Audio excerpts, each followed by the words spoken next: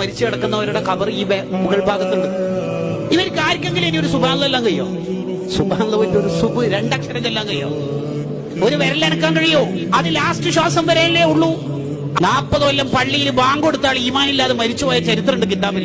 ഇത് കേൾക്കുമ്പോ നമുക്കൊരു ബേജാറ് വേണ്ടേ? നമുക്ക് ഈമാനോടെ മരിക്കണ്ടേ?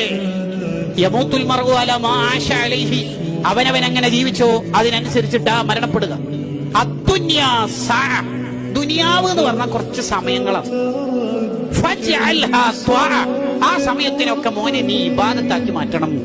ഒരാൾക്കും മഹ്ശറയിൽ പോയിട്ട് പറയാൻ കഴിയൂല എന്ത് 24 മണിക്കൂർ കിട്ടി എന്നുള്ളതൊക്കെ, അഥവാ 86,400 സെക്കൻഡിന്റെ മലയാളമാണ് 24 മണിക്കൂർ. അത് കിട്ടി എന്നുള്ളതൊക്കെ, പക്ഷെ എന്താ ചെയ്യേണ്ടത് ഒരു പിടുത്തം കിട്ടിയില്ല. അങ്ങനെയൊക്കെ പറയുകയോ? ഈ 24 മണിക്കൂറിന്റെ ഉള്ളിൽ എന്താ ചെയ്യേണ്ടത് ഒരു പിടുത്തം കിട്ടിയില്ല.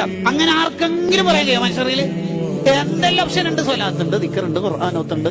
ഒരു സുബ്ഹാനല്ലാഹ്ന്റെ സമയം പോലും നമ്മൾ ആഖിറത്തിൽ ചെലവഴിക്കാത്തവരായി മാറരുതെന്ന് കിതാബുകളിൽ കാണും. ജീവിതത്തിൽ എന്താണോ കൂടുതൽ ചെയ്യുന്നത് എന്ന് ആരോടും ചോദിക്കേണ്ട. നമ്മളോട് തന്നെ സെൽഫി എടുത്ത് ഹൃദയത്തിലേക്ക് ഒരു ക്ലിക്ക് ചെയ്തിട്ട് ചോദിക്കുക, ഞാൻ എന്താ ജീവിതത്തിൽ കൂടുതൽ ചെയ്യുക? എന്റെ മക്കൾ കൂടുതൽ സമയം കാണുന്നത് ഖുർആൻ ഒന്നാണോ ഫോൺ ഉപയോഗിക്കുന്നതായിട്ടാണോ? നമ്മളോട് ചോദിക്കുക.